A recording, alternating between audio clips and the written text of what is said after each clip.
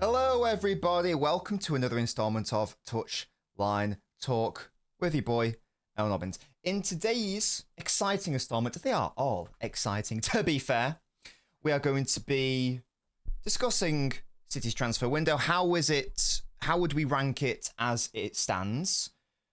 The aim of any sort of transfer window is to try to get to like a 10 out of 10 in it. The reason why I'm asking this question is because in the most recent Ask Nobbins, someone asked me, how would you rank it out of 10? I do intend on addressing that, of course, when the transfer window ultimately closes. But it would be interesting to have a chat about where do we think it is now, assessing the current options, where do we think it will be at the end of the window, and what needs to happen to get it as high, as close to a 10 as possible. We'll also be touching on the press conference that's just been taken place. Thankfully, biggest takeaway from that is Aït-Nouri is back, confirmed. That is massive. Thank you so much, Yanko, member for a total of 2 months. Love that for me. Ultras Club milestone. Thank you for supporting the channel, mate. Your random footballer is Almiron, so a bit of a dusty pull. To be honest, Yanko, but a pull nevertheless. Thank you for choosing to support this channel. And we'll also be chatting about the upcoming game against Brighton. How might we want to set up? What would we like to see, given the fact that we now know that Aït-Nouri is probably going to be starting, and that sort of thing. And of course, as always, just a general back and forth Q&A, as these ones always are. As you're coming into the stream, guys, please leave a like on the video. It's free and it does help out your boy. Who have we got today? We've got Sam. Hello, Sam. Kieran Kong. Nice alliteration there.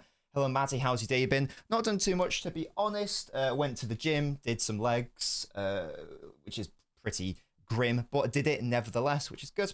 How's your day been, Matty? And indeed to everyone, what have you been up to today? Animation Zone says, come on, City. We've got Sam. Yeah, we've got HS. We've got True Citizen. We've got Puneet. Nintendo. Big up Yash. I'm indeed all right, Kieran. Yes. The time that Savio isn't leaving. We've got the Phil Foden in the chat. We've got Dave. Hello, Dave. We've got Jace. We've got Sadia. And we've got the Head Doctor. The Head Doctor. What is the official term for a doctor who specializes on, like, the head? I'm assuming it's got a fancy term. Let me know, guys. Let me know. We've got Proton and we've got Yusuf as well. And Hosea as well. Sorry. And Ariman. How are we doing, guys? Sorry, that was just a question before we get cracking on. How are we feeling about Savio being reintegrated into the squad, knowing he wanted to leave? So, let's maybe touch on Savio, shall we? Because in the Nobbins, neurologist, thank you, Yash. In the Nobbins, I know things, okay? I don't know things. That's a lie. I know someone who purports to knowing things. So, I refer to them as a little bird. Okay, here's the situation. This is what I've been told, and I'm allowed to reveal this. This is what I have been told, Ari, the situation. So you don't have to believe it. Take it with a pinch of salt. It's not confirmed, but this is what I've been told, and I trust this person who has told me this. Essentially, the notion that Savio wanted to leave City and was sort of, I don't think, to be fair, I don't think anyone was claiming that he was forcing a move or anything. But this idea that Savio definitely 100% wanted to leave City isn't correct, according to this information. Again, everything I say, asterisk, not confirmed. Allegedly, the situation is that Savio wanted to stay at City more so than leaving City. However, at the same time, he was of the view that if City want me to go, then I will leave. Does that make sense? So he didn't actively want to leave City, but if he felt that the club wanted him to find another club or go, then he would have followed the club's wishes. And the whole Rodrigo situation seemed to complicate things, and it all of a sudden, out of nowhere, it seemed to become a matter of, we wouldn't actually mind Savio if you left.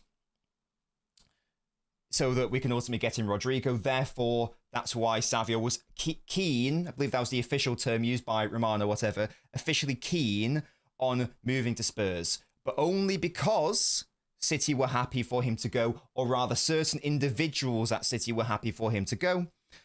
Certain individuals at City were absolutely not happy for him to go. Hence, the deal has been blocked and is definitely not on anymore, because it was a battle of wills between certain individuals, and what one side won. Hence, Savio is staying. So that's the state of play as I understand it. I'm not going to name names. That's the state of play as I understand it and have been told. There's lots of other really weird moving parts in the background that I'm not going to get into. But based on this information, trust me, again, trust me, bro. Sorry, not trust me, bro. Based on that piece of information,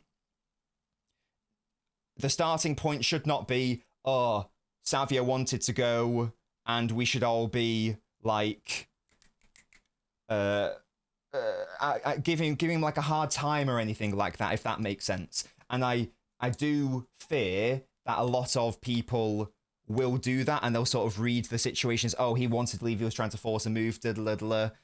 There's far more moving parts to it than that. It's far more complicated than that. And again, I think the main takeaway is that ultimately, again, according to the little bird, Savio did not actually want to leave City unless the club wanted him to go. It seemed like the club wanted him to go. Therefore, he was up for the concept of joining Spurs and leaving. So again, it's not as simple as Spurs came along and Savio was immediately desperate to join. There's far more to it than that. So I'm very happy that Savio seemingly got his wish of staying at the club. That's what I would have wanted regardless of what Savio wanted, but the fact that he wants it as well is great. And again, this is something that the players themselves will also be well aware of. So it's not a case of like the players will sort of like be looking at Savio like, oh, you're a traitor, you wanted to leave. They will also be well aware of the situation that was happening. So that's the state of play as I understand it. And as I say, there's a lot more going on. And maybe in the future that can be revealed at some point, but not for now. And as I said, it's all according to my little bird. In the Nobbins is out here. Yeah, he's out here. So that's the answer to the question. So it shouldn't be a problem, really. It should not be a problem at all. I think Savio had a good first season, considering this is his first season at City in a dysfunctional City side. He still got 14 G&A. I know that's what people like to focus on. He still got 14 of those in this dysfunctional side. I think that he could. I think he could like hit around 20-ish, thereabouts in all comps this season. That's a good target for him. I think. I will say he probably will get less minutes. He probably will get less minutes compared to last season because of injuries and whatnot. So maybe not just depend on minutes, but I think that's a good target personally. So there we go. So I'm very happy with the Savio situation, of course. Hello, Eden. I can't lie. I think this has been easily the most exciting window for neutral. So many stacked squads in the Prem. Oh, definitely. It's all been kicking off. Like, you know, you had Leverkusen and Liverpool, Real Madrid. They're doing like a right back swap. I don't know what's going on there. It's all go. Happy Aitnori is fit. Yes, definitely. Yeah, in the Nobbins, we'll see that. Hello, Ben. Long time no see. His Insta story says, I'm missing the football. Hopefully he'll be back after. It's probably too early for him to be in the squad this weekend, but once the window closes and it's all officially put to bed, then I would expect him to make the squad after the international break. So that would be the Manchester derby, wouldn't it? Because I think that's the first match after the international break. So it's probably too soon this weekend, just because, as I say, he has been train, and even the whole training alone thing. Again, I'm not going to go into too much detail, but again, according to the little bird, that was not a choice of Savio's. And that's all I'm going to say on that. I'm not naming any names, but it was not Savio's choice to train alone away from the squad and like train with the under 21s or whatever. So, you know, I'm just putting that out there as well. So yeah, big time. I'm, I'm waiting the car back for Amrim. Love that from you, Jamal. If I was a United fan, I'd be the same. I'd be the same. I'm still worried about right centre-back and right-back positions, especially when we meet the tougher teams. I hate the feeling I'm having at the moment. Yeah, so let's have... Yeah, exactly. I can confirm my source is Pep. He talks to me through the Bold Fraud poster. Can confirm. And guys, if you get Nobbins merch, like the top I'm wearing right now with the the frauds design on it, then you also can have Pep Guardiola speaking to you whilst you sleep and whispering sweet somethings into your ears. Right. On a scale of 1 to 10, and actually, no, we can do this, can't I? I can use the thing. Oh, Musty, can you remember how I do that thing on Twitch? Do you know the one I mean, where we get the out of 10 bullshit? How do I do that? I think it's like is it rankings on or something? Or is it just rankings?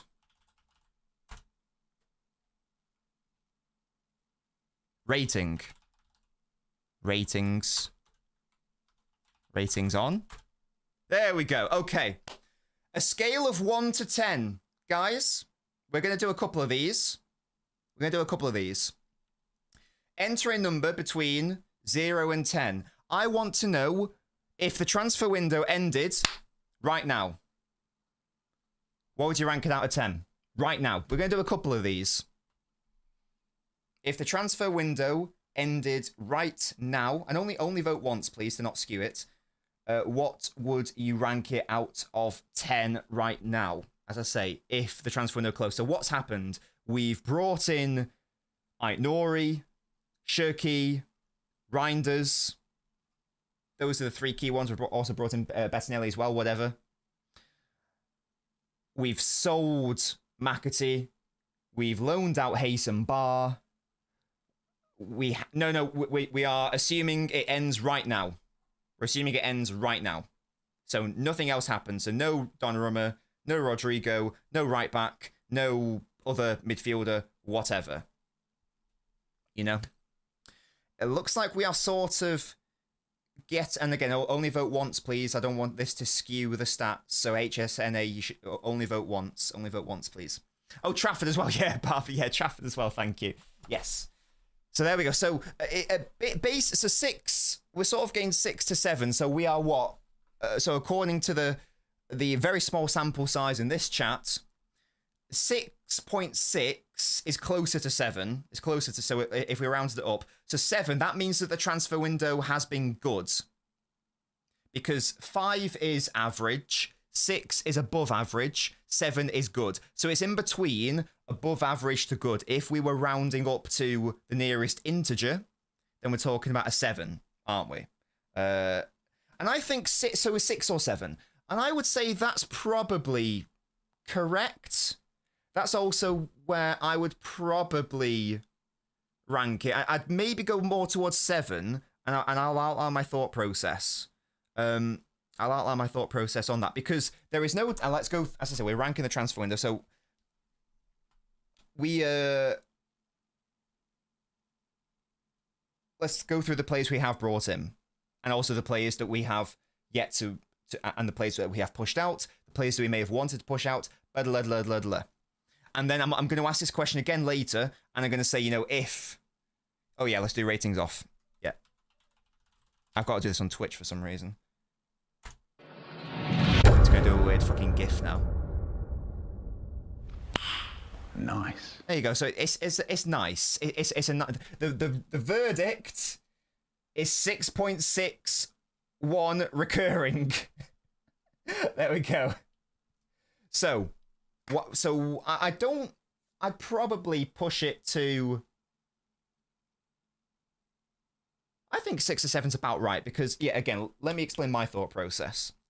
What we needed this summer, for me, was at least one new goalkeeper. In an ideal world, I would have preferably a new starting goalkeeper. Certainly a new right back. probably definitely, given how Gvardiol is now becoming a centre-back, also a left-back. We also needed another midfielder, like a more all-round midfielder, and we probably needed a more creative midfielder option as well, too, because obviously we're losing Kevin De Bruyne. At the same time, so those are incomings. At the same time, we needed to move on a number of non-homegrown players, such as, including but not limited to, Gundogan, Kovacic, Bernardo, Akanji. We need to loan out Barr, Hayes, and sell McAtee, get rid of Grealish, that sort of thing. Now, we have done quite a lot of those things, to be fair. We have loaned out Barr. Let's start with the outgoings. We have loaned out Barr. We have loaned out Hayes. We have sold McAtee. We have got rid of Grealish for this season. Those are good outgoings. We've not done enough in the outgoings if it ended right now. It looks like Akanji might be going. That's not really the outgoing I was thinking of, but okay, it's still one. As things stand, we haven't yet done enough outgoings. Ortega, another one. Yes, M3, absolutely. Haven't done enough yet. Ortega needs to go. I still think that one of Gundo or Kova should go as well. I'm not gonna lie, I totally forget that Phillips plays for this club. I totally forgot about that. Yeah, that's crazy. That's how out of the brain he is for me. So yeah, I guess get rid of Phillips as well. That's got to happen as well, surely. So we've done decent with outgoings, but we can go further, and we do need to go further, and that's going to help. For me, that would probably bump it up a ranking if we get rid of some of those players that I've listed, as I say, Kova or a Gundo, that sort of thing. So those are the outgoings. But overall, I think we've done good. So Echeverri went out on loan as well. That's a big one. So we got good loans for Echeverri, for Hayes, for Barr. That's good. So the outgoings are good to whatever. Incomings. Let's run through the incomings, and then now it's all about what can we do to bridge that gap from now to the end of the window. What can be done? Let's review what we have done. We've brought in Cherki. Now, I've said this before, I don't really know if you can name a better option than Cherki.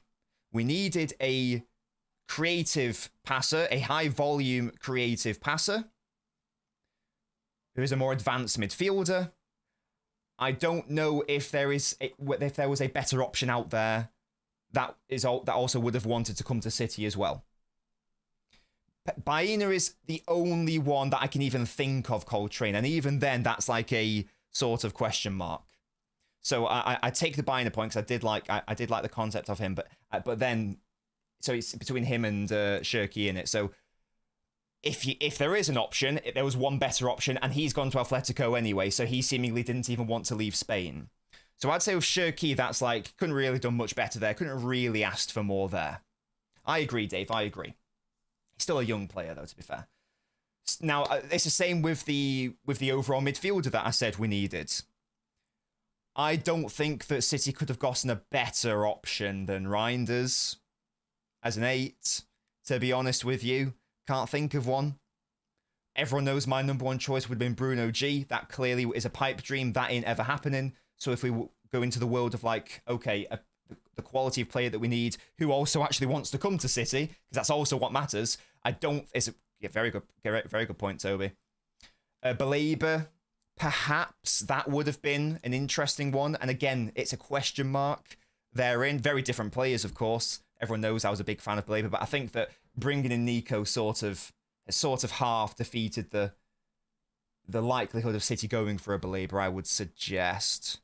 If the stream's liking, try refreshing, Shredder. I apologise if it is. Edson Atalanta and Natando, stop it. So I don't think we could have done better than Reinders. To me, that's like and even if you want to say, okay, Bruno G would have been better than Reinders, or Baleba would have been better than Reinders, I would still consider Reinders like a 10 out of 10 signing, like in isolation. I think that's a really, really perfect signing. I can't really see many flaws with it, even going to price.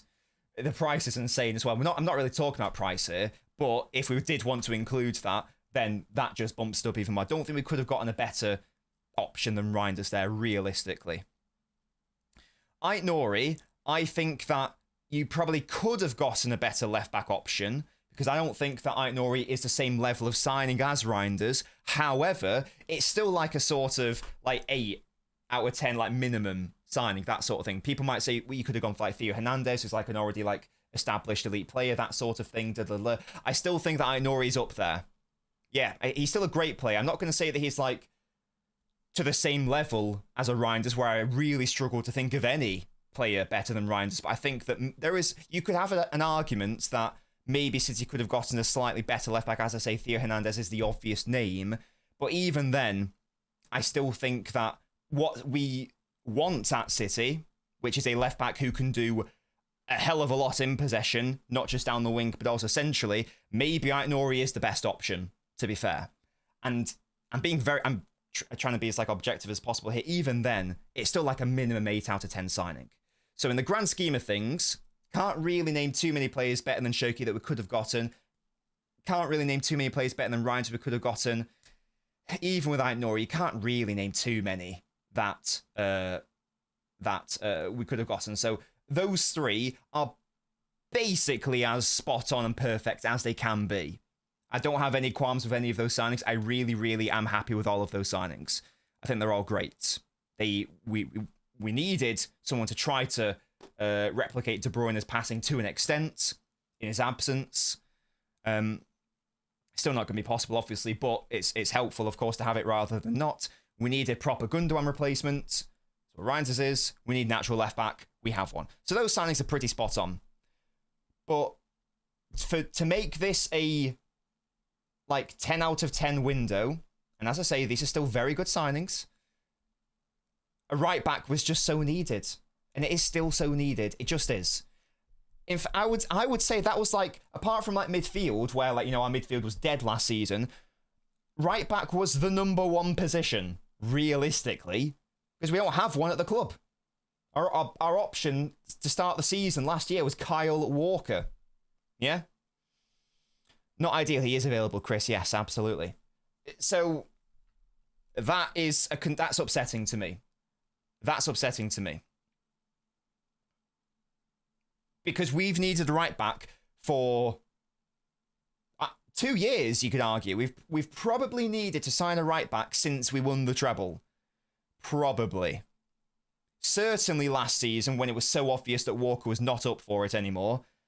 Arguably 2 seasons ago. 100% last season, though. 100%.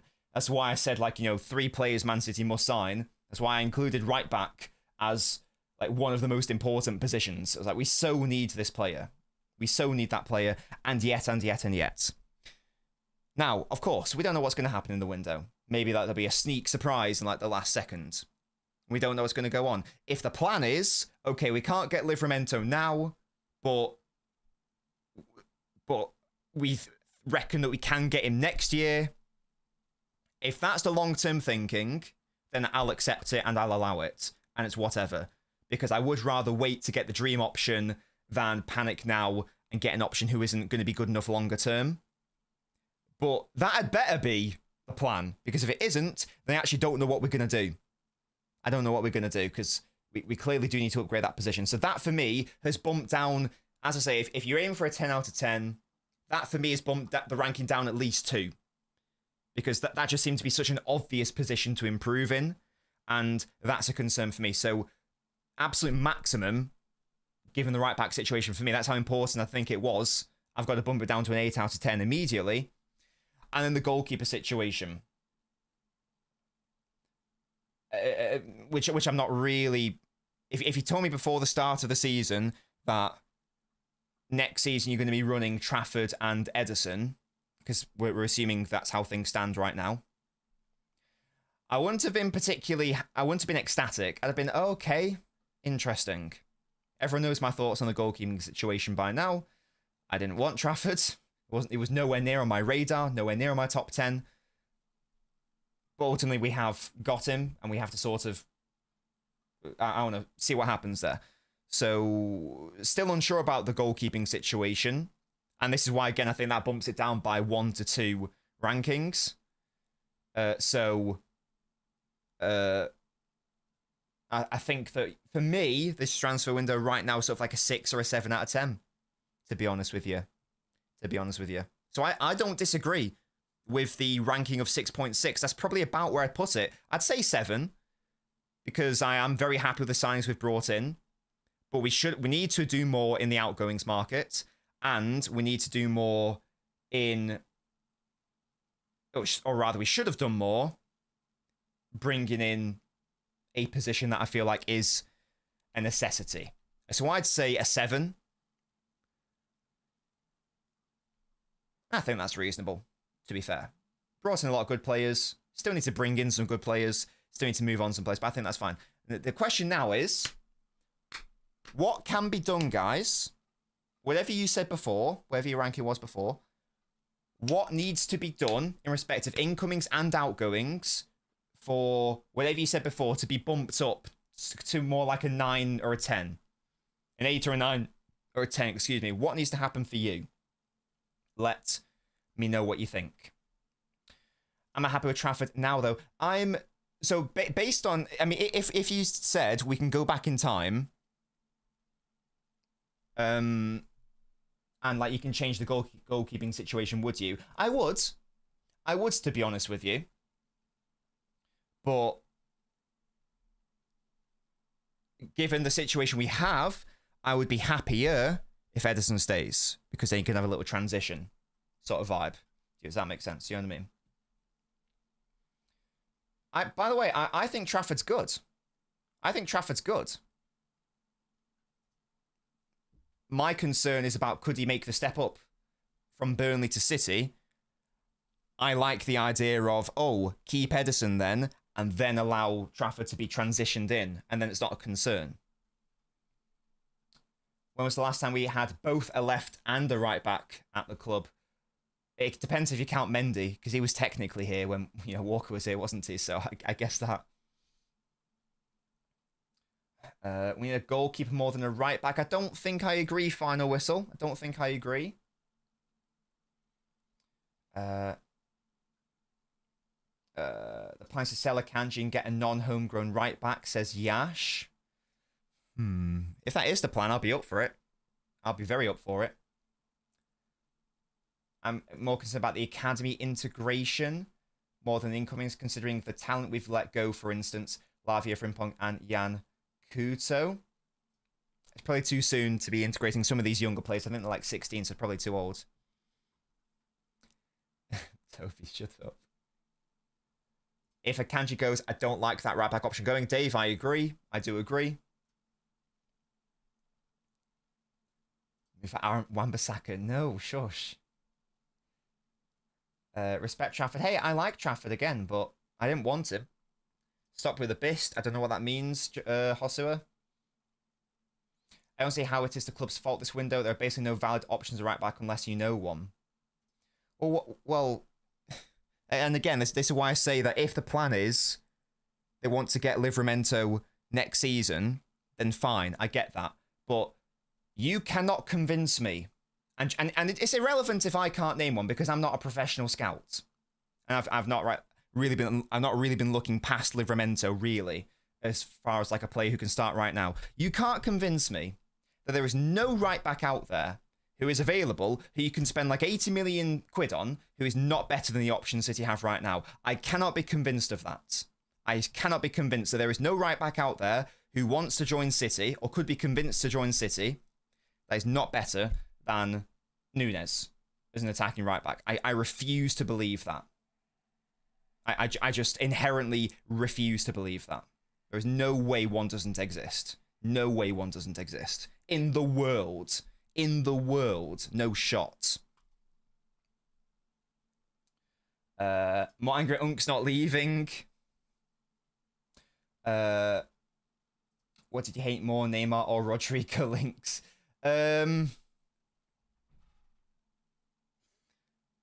Probably like I don't know, probably the Rodrigo links, because it just doesn't make any sense to me. At least Neymar's Fun name, whatever. Like, fun vibes.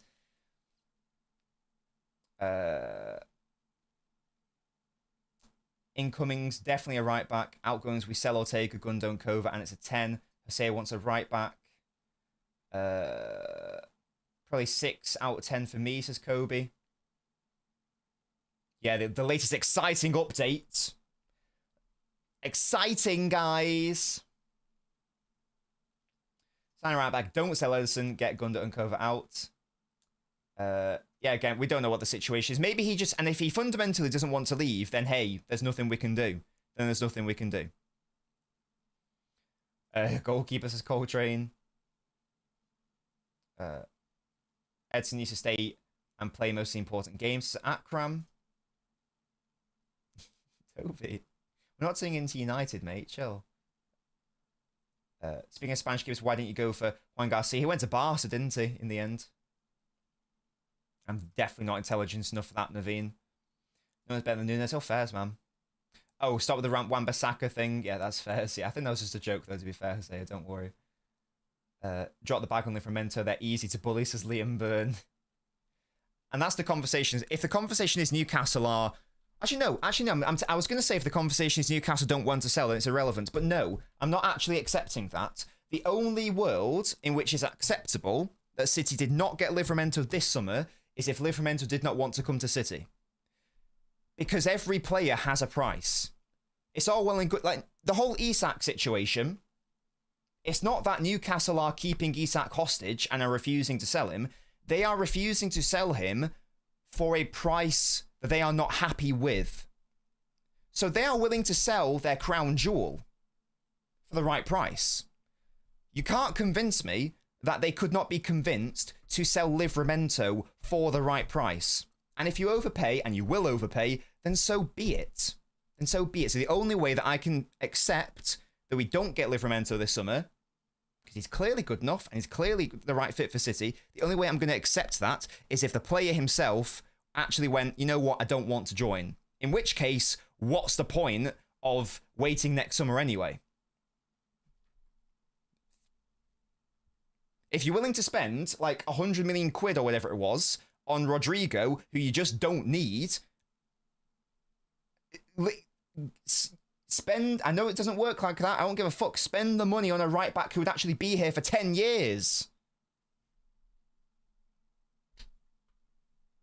And we don't know how much Newcastle wants, if that is the case. It's not going to be 100 million though, is it? Like, let's be practical here. It would probably be more like, I don't know, 80. Something like that. At the higher end, I would suggest. Now, is that too much? Yeah, obviously. But if you're going to have... But it's a position you desperately need, and it's a player that you would have for a decade. How old's Livramento? Is he 23? 22? I need to check now.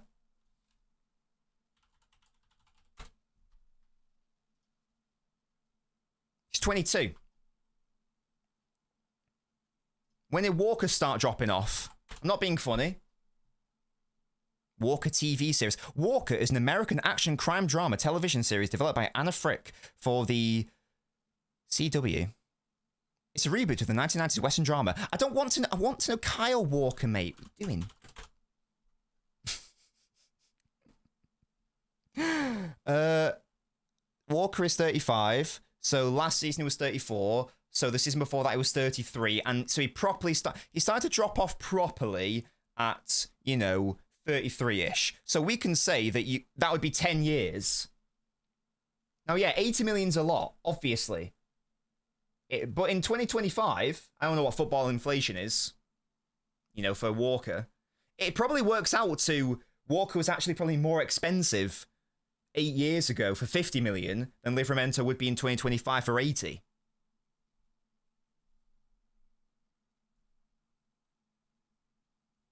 £80 million, 8 million a year, a decade. Right, that's your right back sorted for a decade. I'm not. So if that, and we'll find out. If that is the situation, the City just didn't want to pay a premium, then I'm going to be annoyed. I'll be annoyed. And again, if it's a case of, well, he just doesn't want to come, then that's a different conversation, isn't it? But why can't City just do that? Overpay on a position you desperately need. Just fucking do it. Look at how much money he saved on Shirky and Reinders, and arguably Nori as well. It's annoying. That's my thoughts on it. That's my thoughts on it. I don't agree that you shouldn't just overpay for him. You should. You should sometimes.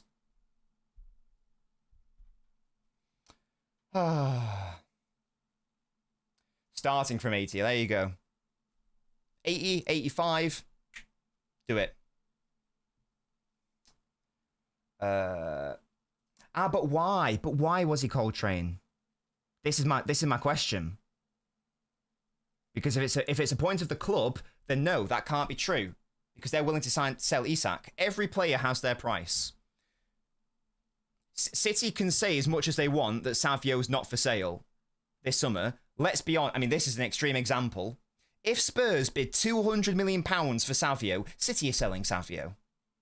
Now, that's a very extreme example. But the point I'm trying to illustrate is that there is no such thing as this player is not for sale. Really. Every single player has their price. And if you overpay like a mentalist, there comes a point where it's like, oh my God, we actually just can't turn this down.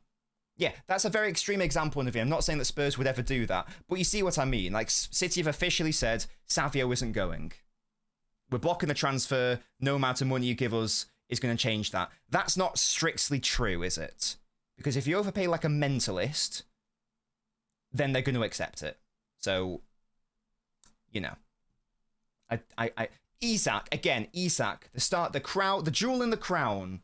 Isak has a price tag. Every player has a price tag.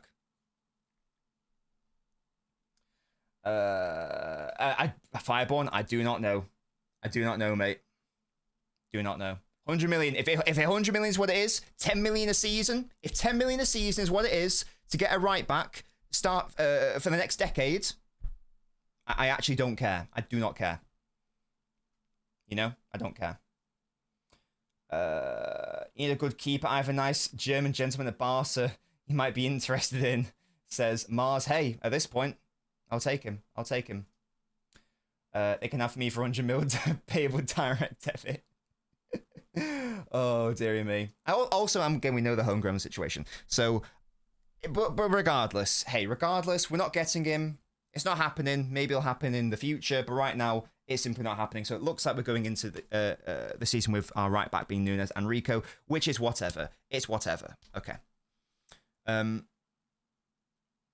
That's how it could have been. So I guess my conclusion is that it's not possible for this transfer window to be a 10 out of 10. If that's definitely off the cards, and if that's definitely not happening, then to me, I can't give it a 10 out of 10. I can't. So it's probably going to stay at a 7 to, if I'm being generous, if we get rid of a couple more non-homegrown players, maybe I'll bump it up. Maybe I'll bump it up to an 8. But you say that this is interesting. Like, I'm not being funny. Who cares? You know, when like people say, and it's not really a correct thing to say, but when people say it's not my money, I don't care. Now, that's not entirely a correct thing to say, because in theory, there is a pool of money that you can spend. So if you're overpaying on player A, it might not mean you're getting player B.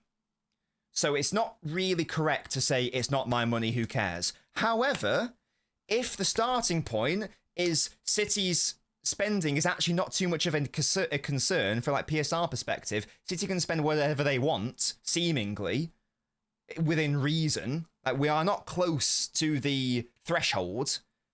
Who cares if it's an overpay by 20 to 30? I mean, who actually cares? This is a moment where it's appropriate to say, it's not my money. I don't care. Overpay. Because you've underpaid on other players. So if you want to look at it like that, in a net perspective, we've massively underpaid on Shirky, and we massively underpaid by Reinders. Let's be real. Reinders is an £80 million signing. And we got him for 50 million. So we underpaid by 30. So I don't care about overpaying, even if it's by 30. I don't give a fuck if we're overpaying even by 30. Who gives a shit? Who gives a shit? We've got to deal with it. But again, Fireborn, we are well within PSR boundaries. We just got rid of De Bruyne, one of the highest earners at the club. We just moved Jack Grealish off as well from the wage bill. We just made pure profit on McAtee. Like, we are chilling on the PSR situation. We are chilling on that situation. It's not a problem at all. It's not a problem at all. Jamal, I'm just rounding up. Don't worry about it. Yeah, exactly. Like, I don't give a fuck about, like, it's that thing of that AC Milan fan. It's like, oh yeah, that 60 million pounds, we're gonna play him in the midfield next to Krusich. Like, yeah, oh, that 30 million pounds saved at right back. Oh god, mate, that is gonna win us the title. Not spending that money, that's gonna win us the title. You know.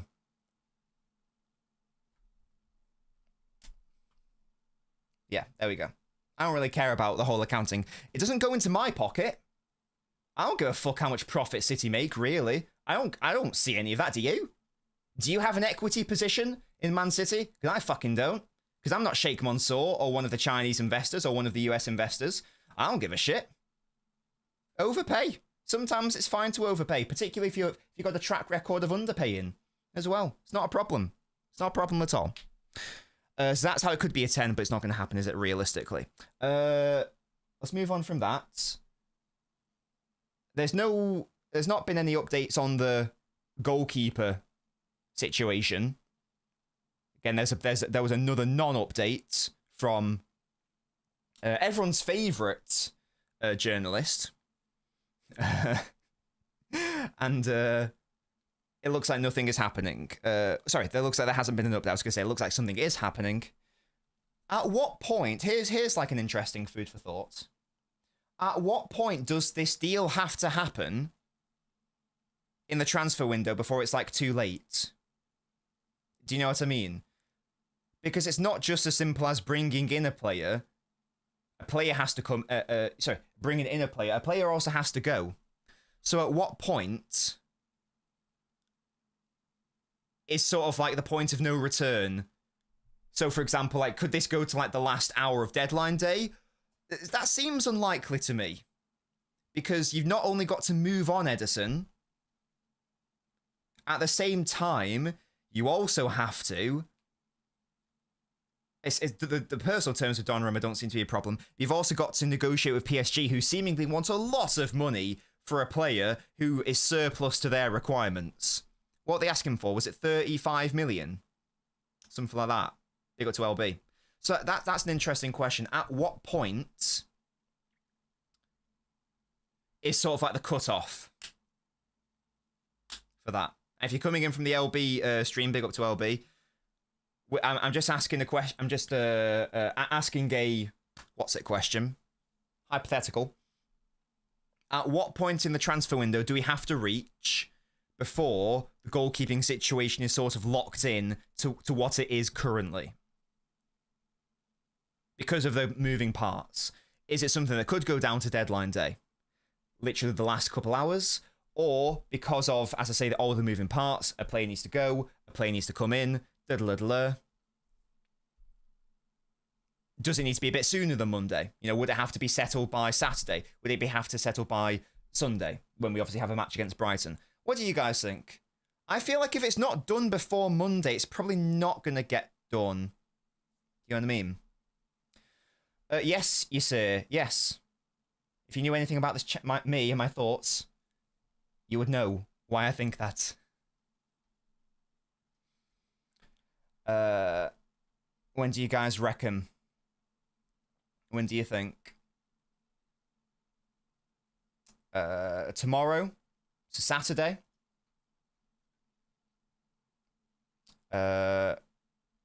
Chelsea going to go for him, says AP. Fairs. Gala don't have the money for Ederson, says Jamal. They keep coming with their beggars bowl looking for handouts. Just on deadline day. Thank you, Njenga. Love that from you. The only nag is they need clarity in the squad. The issue is Ederson's transfer. I feel Galatasaray's ghosted City, says Fireborn. And again, it can go up to the last minute in theory, but again, I'd suspect it's not that simple. Really, because it still seems like there's lots of club-to-club stuff happening. I don't know whether this is... Again, if it was just one player coming in or one player going out, then I think you could say this is going to go until like the last minute of deadline. But it's the fact that the two... It's like buying a house. If you guys have ever bought a house, and I don't know, thankfully, I was in a position where I was actually... I didn't own a house. I was moving into a new house. But if you live in a house and you move into another house... There are lots of different moving parts going on because you got to wait for those people to move into their new house, and you can't move from your old house until they've moved out of their house, and then the person buying your house can't move into your house until you moved into their house. There's a lot of moving parts. It's not as simple. It's just that. So I wonder if that's... I don't know if that's a good analogy, but that's the analogy I'm trying to think of.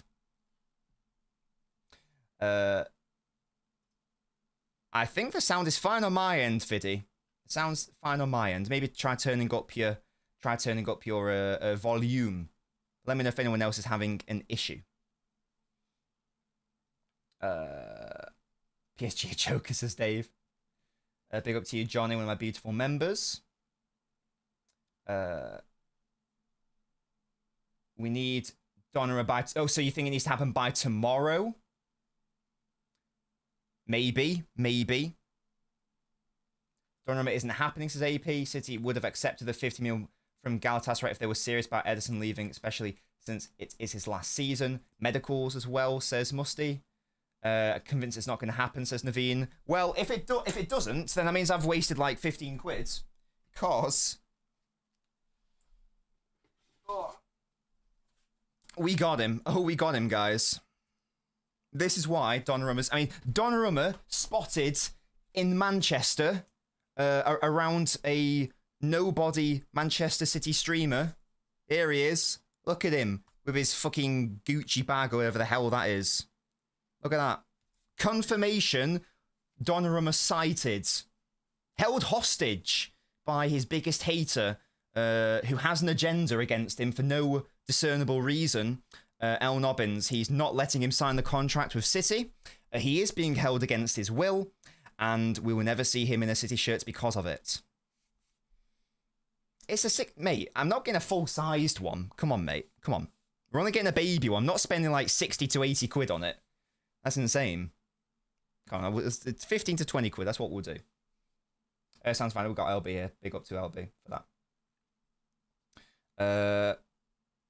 A PSG in no rush. They already got their keeper, says Yash. It's weird though, isn't it? Because... you'd think that they would be in a rush to get rid of him because they clearly view him as not good enough, or they don't want him, or whatever.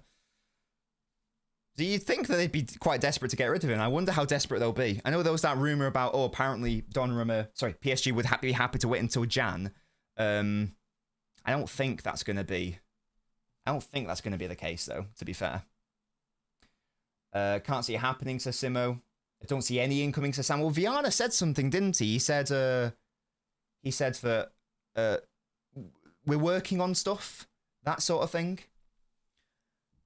So, we had like in like a group chat, and I was like, unless you're working on a right back, stop, put your pen down, you little knobhead.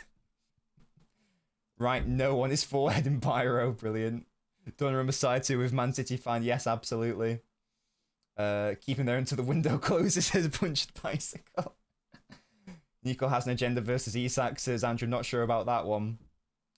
I'm not getting a 1-to-1. You can't even get a 1-to-1 because he's too tall for that. They don't do them that big. He's 6'6", isn't he? So there's not enough cardboard in the world for that. Yeah.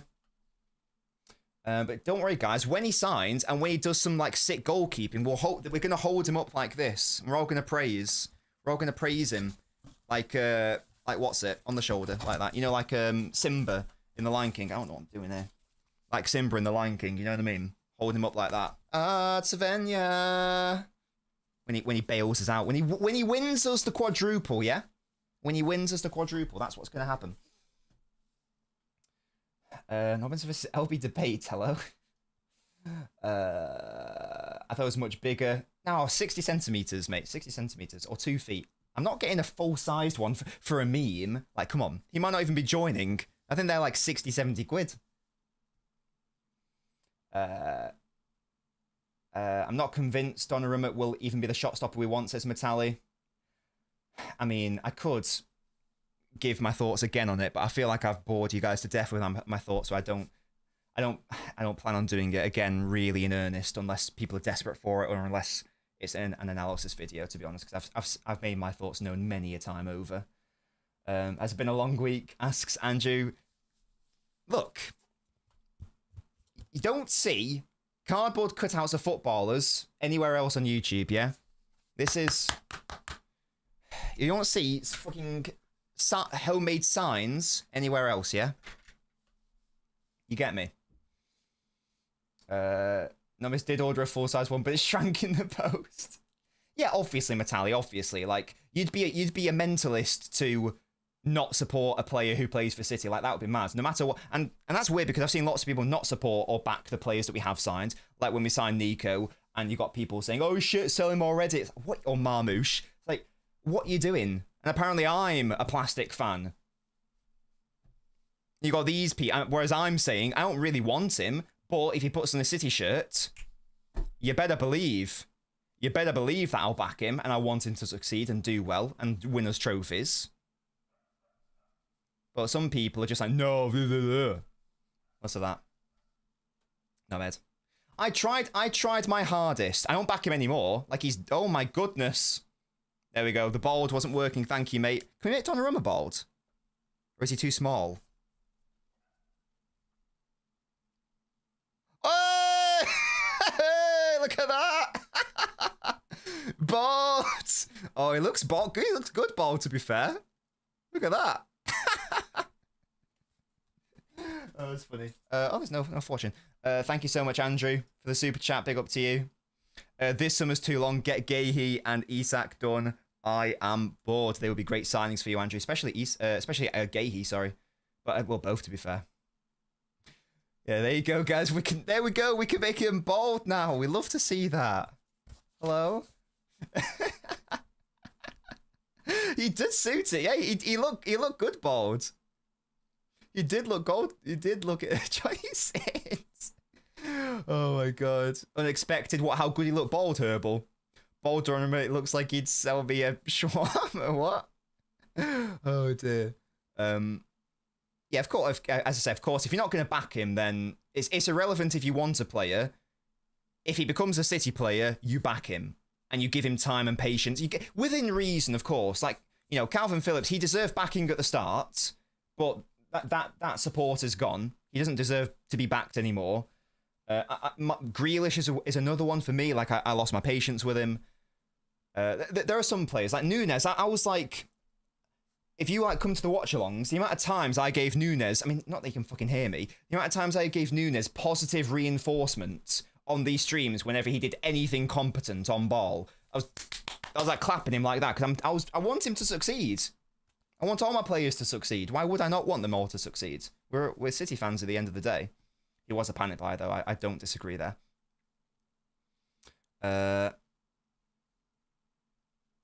Am I made of plastic? Hello. I like Donnarumma, and again, that's fair. If you guys like him, that's absolutely fine. You guys know I won't agree for a number of reasons, but that's fine. And I will like him when he becomes a City player. I will, of course. When he dons that top. That's all that matters.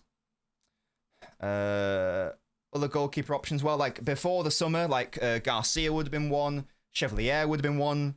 They've both gone to Barcelona and PSG. Costa would have been another one. They would have probably been like up there. Certainly Chevalier was my number one. Costa was my number two. I hadn't properly looked at Garcia yet. I'd watched enough of him to know that he was very good, but I hadn't watched enough of him to have a proper, true judgment of him. But lots of people who I respect did suggest that he was that guy. So I'm willing to believe them in absence of my own research, which, as I say, did not begin in earnest because he joined Barcelona. So it became redundant. Yeah, get the likes up, guys. I don't know how we're doing on likes, but get them up. Get them up here. Come on. Someone asked earlier, when's the next tactical preview. Let me know, guys, have you been enjoying the tactical preview series? Have you been watching it? Guys, we're not even on 100 likes. Come on. Let's get to 150. Come on, just for that. Pay rent. Pay rent, you little freeloaders. You know? This is not a free country. This is capitalist Nobbins here, and he's demanding you pay rent with a like, yeah? Otherwise, you're squatting in the chat. Don't be a squatter in the chat. There's no adverse possession here. Leave a like on the video. Pay rent, yeah? Exactly, Herbal. Big up to you, yeah. I'm angry. Actually, no, that's a lie. I'm angry and I'm disappointed. Yeah, pay like rent. Come on. Pay rent. Pay rent, leave a like. Disgrace. We told De Bruyne to buzz off given our midfield last game, says Frank. It's a tricky one with the De Bruyne one, isn't it? Tricky one. Where's Akanji end up? It looks like he's going to Milan, which is fair play to him. Chevalier and Garcia were my choices too, says Johnny. Yeah. Again, I would have thrown Costa into there as well. I don't think it's a coincidence. I know correlation doesn't equal causation. I don't think it's a surprise though that two of the best clubs in the world opted for those goalkeepers, you know. Thank you guys. Yeah, so I'm going to be recording that after this stream. So it should get uploaded this evening, so stay tuned for that. Because obviously we know the injury situation with Aït-Nouri. Nothing's been confirmed about Foden or Rodri, though. I don't know whether they're able to start on Sunday. I don't know what the Gvardiol situation is either. I need to look into that. I know he's been in training, but I wonder if it's still too soon for him to start. Do you just, like, give him another week and then wait until transfer window? I'm not sure. Free content, Naveen. That's what you get. Your room is the chat, E-Ink. It's literally here. You know, it's a metaphor. If I got a cutout of her, like, it would be covered in shit. Thank you, Punchard. Love that from you. We need a pay like rent emo. That's a good idea, Yanko. I'll look into that. That's a good idea. I think so, definitely, you say 100% in what I would have probably considered to be our ceiling team. They do both start and they do both play in the centre. That's what would be my ceiling team, personally. Thoughts on the Champions League fixtures? There's some good storylines in there. Real Madrid, again, is getting tiring. Bodo Glimt, they're my Norwegian side, so big up to them, you know. I think it's like the first time we're playing Norwegian opposition, so Haaland will have a fun time there, and Bob as well. So that's a fun one. Galatasaray is really interesting, given how they're trying to buy all of our players as well, allegedly. Phone's getting the start. It's just, I don't know if he's available or not. That's all. I don't know if he's... Because Van der Ven blocked a shot of his, and then Foden was limping for the rest of the game. He's only just come back from an ankle injury. So I don't know what the state of play is there. If he's available to start him. Start him, because Foden makes City better. Fundamentally. Yeah, exactly. It does depend. If they are ready, start them. If they aren't ready, don't. But if they are ready, we need them in the team as soon as possible. As soon as. Same with Yoshko as well. Same with Yoshko. Close I'll get to Donnarumma. Well, I do have a season ticket, so, you know, I'll get to like, you know, see him there. Me, oh my god, like, one day I'll go to the Etihad, like, you know, a few hours early, get to the front, you know, like where the team bus comes in, and I'll take my Donnarumma cardboard cutout and I'll say, Don, my biggest fan, can you sign it? Can you sign it, please? Oh dear. Foden right wing should hopefully be dead this season. We should be seeing him more in the middle like we did against Spurs. If we don't, then I'm going to be disappointed. I'm going to be very disappointed. I know, Herbal. What these... Get me to the fucking press conferences. I will ask the questions that matter. I'm not being funny. How many times are these people going to ask questions about the goalkeeper situation, which he's not going to fucking say? He's not going to say, oh yeah, well, Donnarumma's coming in tomorrow and we're selling Edison tomorrow. He's not going to reveal it. You're asking an irrelevant question, whereas he would say, yeah, Foden is available. Or, Rodri is available to start. These journalists, man, these so-called journalists don't ask the right questions. Get Nobbins into the press conference. I'll ask the questions that the people want to know. I will do it. Yeah? Middlesbrough, Jay. Middlesbrough. Yeah, loads of returns, loads of storylines. 115 likes, love that. Big up Simon. He's my lad from Bilbao. There's a time when we dreamed of playing Madrid, and how times have changed. It's just boring. And I think that one of the good things, and it was weird because, when the whole Super League thing happened, and they were saying that, one of the great selling points is that you're going to see these big matches more often. I think the point of the big matches being not that frequent is what makes it good. So if you don't play, we've only played Inter, twice in our history? Is that right? And one of them was in the Champions League final. It just makes it a bit more special rather than it being the same shit every single season, or more likely to be. I don't know. I think it does take the magic out a little bit. A little bit. For me. So that's a bit of a drawback. Although I did think it was quite dramatic last season. Certainly for City anyway. But yeah, a little bit of a shame. How can they both play in the middle? Easily. Very easily. Yeah, Herbal, I agree. Touch on that. Be shameless and get it signed. I think he just ignore me and go, you're the knobhead on Twitter who keeps... You're the one with the agenda against me, aren't you? Yeah? He'll say something incredibly not moronic like that. In case you couldn't tell, I got very pissed off at that tweet. Very fucking pissed off. Spartacus be scouting City in South America, lovely. Indeed, dream indeed. Dilus, I agree. The match at the Etihad, absolutely. Right, we'll be live for another 10 minutes or so. Is there anything else that we want to discuss in this stream? We haven't really touched on the Brighton game, which is a must-win. Maybe we can briefly touch on that, and there will be a tactical preview. Let's put Donnarumma down. He's done enough there. He's had enough screen time there.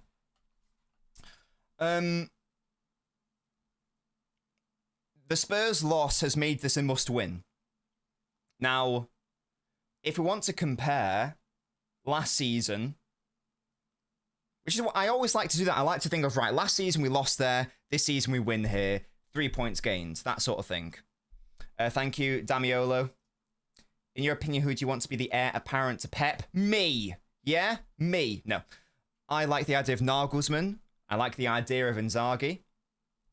And I don't know what the situation is, Enrique, but maybe not.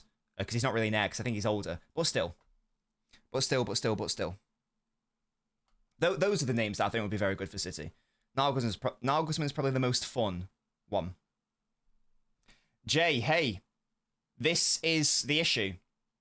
I do think that against Brighton is a must-win, to be honest. Yeah, hey, if Company can prove it, then yeah. I do think it's a must-win. We can't be losing ground this early. And I expect us to be beating Brighton. Especially given how they've started. They just lost against... They haven't won a game yet. I know it's early on. But they drew against Fulham. And they lost against Everton. Didn't they? 2-0. Super Jackie Grealish. With 2 assists there.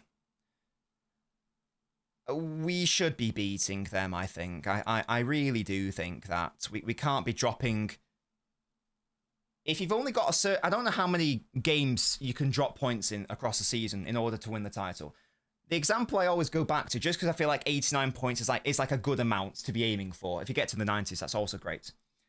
The season I always think of is the Mancini one, where we drew 5 and we lost 5. And we finished on 89 points. So, is that right? No, that can't be right. Yeah, it can be right. I think that's right. So we dropped points in 10 games that year.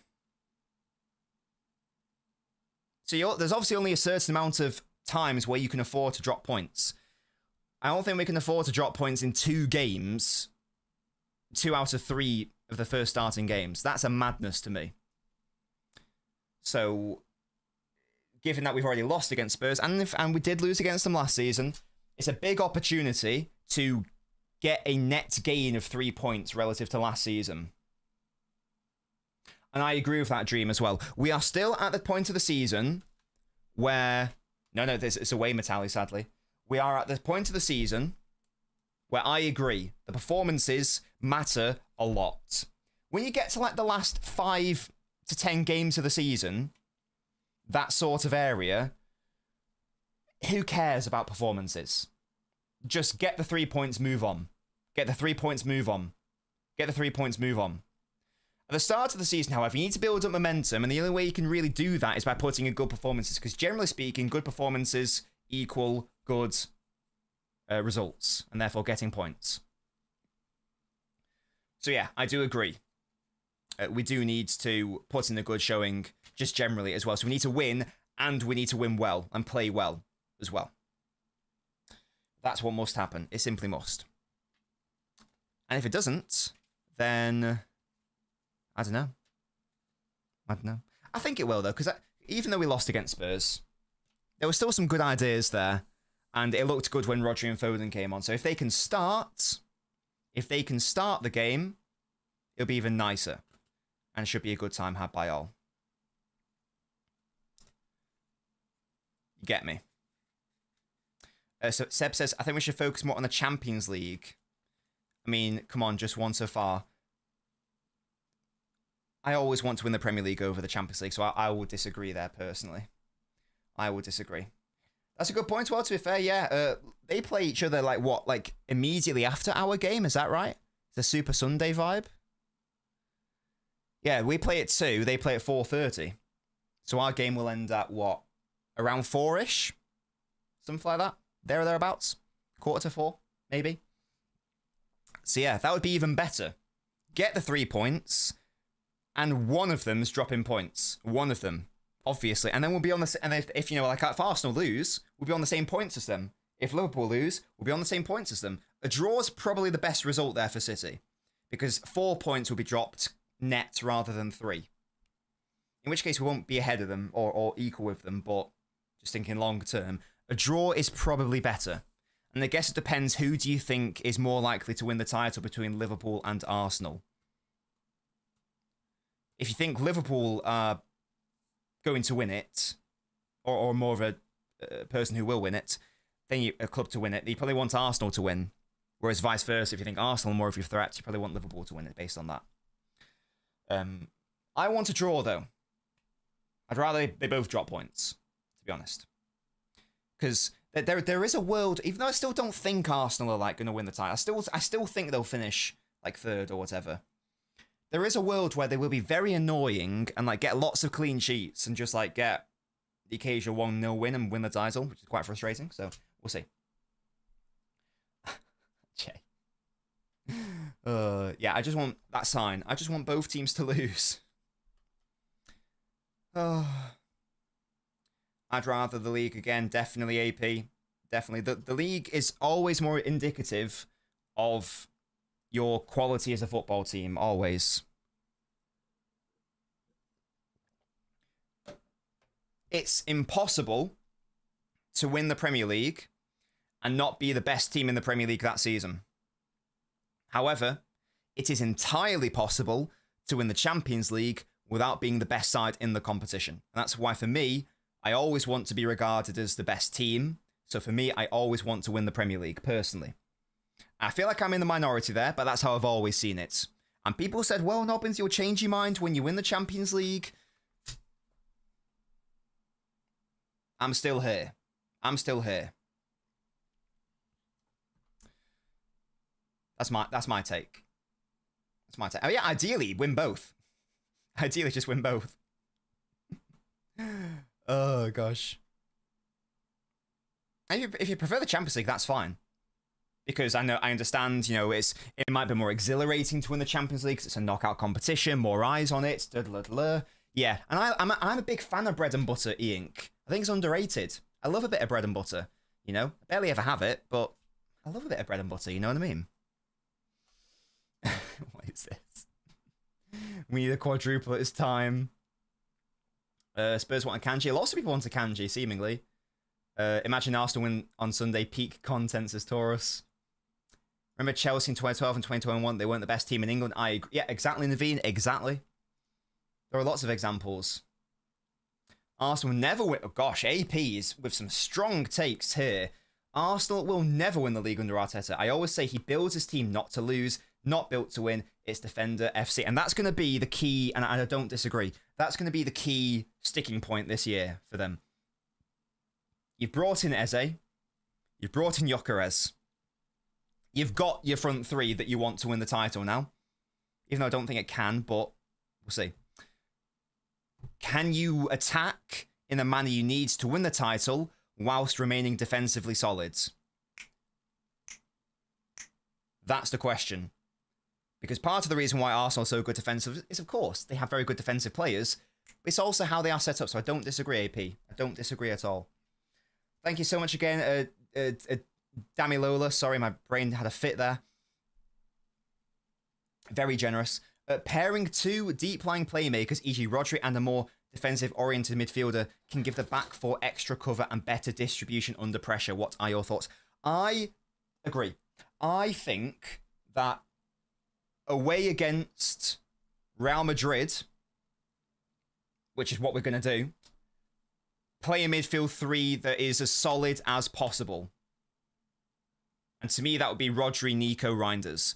I don't dislike that midfield at all for that very specific game. In the bigger games, where the key is just don't lose. If you're in like a knockout game in the Champions League, and really you just want to not lose, you don't want to overcommit because to concede chances. That's what I would go with, probably. I think Bernardo, Nico, Rodri is a little bit too conservative. You still need some sort of offensive outlet there. And this is why I would have Reinders. So I'd probably go for my more defensively sound midfield, and that is three players who can play defensive midfield. So I'd go for my three best options there. I wouldn't do that all the time because that's too conservative for me. I would run that in the bigger games. In basically every other game that Sandow's just said. You guys know my thoughts on the best midfield. But in a game where the focus is more, don't lose, I can understand why you would want to do that. I get that. Here's a fortune for Damilola. A good time to finish up old tasks. It's a good time to finish up old tasks, apparently. Do you have any old tasks? Do them. Yeah? Do them. That's what the fortune is saying. That's what Erling Haaland, the fortune cookie, is telling you to do. Metallic says, for Brighton, I'd like to see Rodri, Reinders, Foden if they are fit. Rodri, Nico is more defensive than we need. For Brighton, I agree. But again, big question mark, are you actually fit? If you're fit, you got to play. Because look how much better we looked when Rodri came on. Look how much better we were when Foden came on.